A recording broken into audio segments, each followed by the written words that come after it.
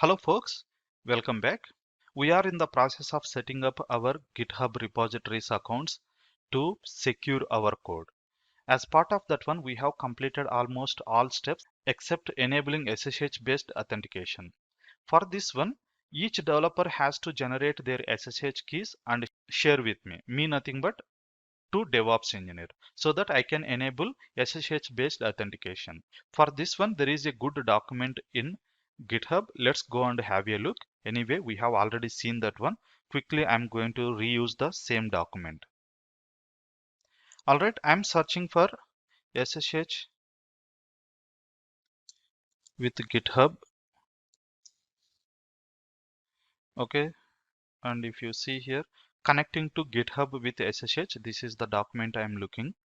And if you see here, checking for existing SSH keys, not this one, generating new SSH keys and adding it to the SSH agent. So this is the option we need to use. Let me open it. All right. So to generate SSH keys, we can use SSH keygen and followed by these options. Rather than that one, SSH keygen also works. If you need more protection, you can go with this one, and also you can generate passwords, all this stuff you can do. In this case, we can run just SSH keygen. Okay, I'm going to execute this command on all developer systems. But if you do remember, we have already added our developer1 and developer2 keys. Developer1 nothing but my local laptop keys, as well as developer2 means the AWS instance which we created at the starting of this course. Now we need to do same thing for developer3 and developer4. So I'm going to developer3 system. So this is developer3 system, and execute SSH keygen, and nothing to provide over here, just give an oops, I have already created, I think. Anyway, I'm going to recreate it, overwrite yes, and just give enter, so that it is going to generate new keys. I'm going to use those keys. So next thing, I need to copy these keys onto remote repository. Before that, let me generate keys for dev4 as well.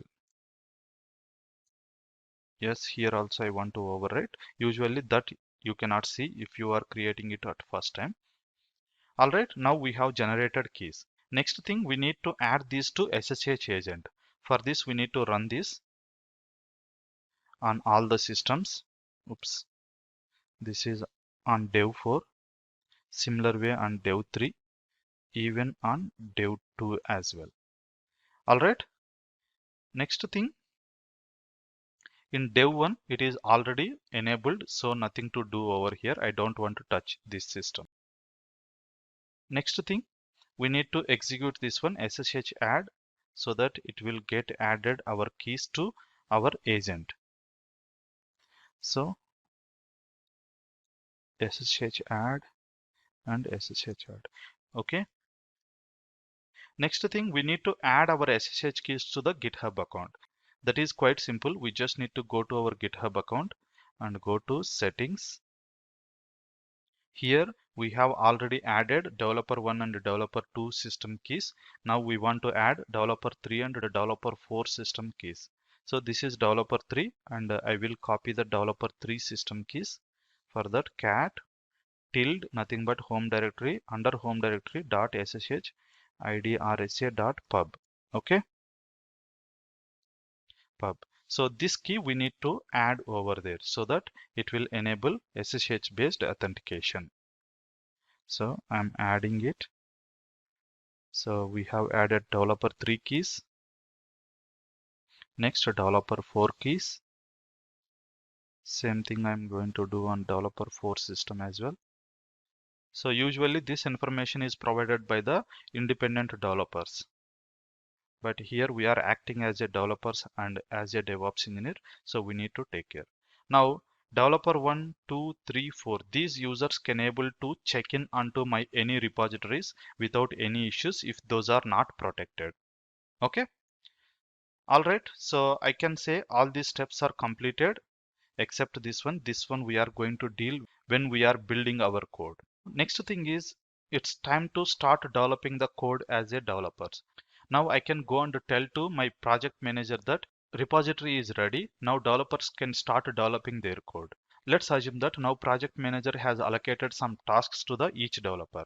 In this case, now let's take that developer 1 is taking care of the home page, nothing but landing page of your website, and developer 2 is taking care of the services which are provided by the car rental application, and developer 3 he is taking care of the cars, what kind of cars are available and the drivers are available or not, and in case is there any issue with the car, where they can go to garage, all this information he is taking care as a developer 3.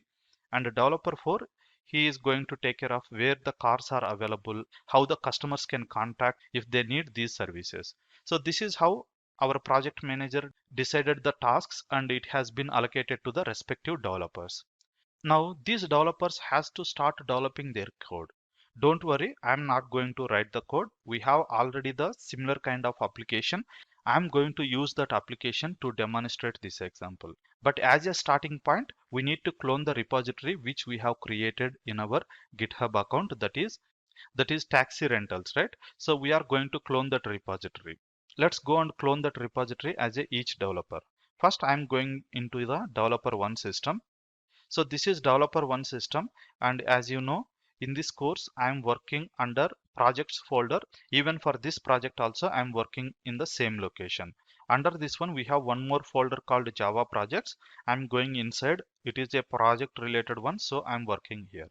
And I have already source code for the taxi rental application. This is the taxi grabber application. So same code I'm going to use. Instead of writing the code, I will just copy these files into the respective locations as a respective developers so that our work is easy.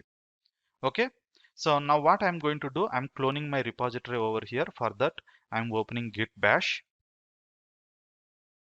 and git clone. Let me take the repository URL. Let's go to repositories. And yeah, taxi booking, not taxi rentals. So I'm using SSH link. Why? Because we have enabled SSH based authentication, right?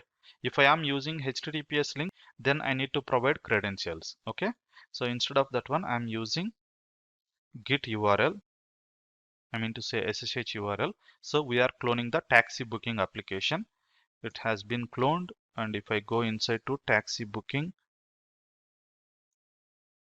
and git status, if I check, you can see nothing is there and we have only one file, that is readme. And git log, if I check, we have only one commit, that is the initial commit, while we were creating a readme file from the GitHub account itself. So same thing I need to do in the remaining all accounts. So same command I'm executing on developer 2 system first. So here we have cloned. Okay, where I am under root. Okay, I'm using for some other purpose as well, so you can see few other stuff. Anyway, that's okay. I'm going inside to taxi booking, and if I check readme file over here, same thing I'm going to clone from the other accounts or other developer systems as well. Okay, next here also I'm going to clone it.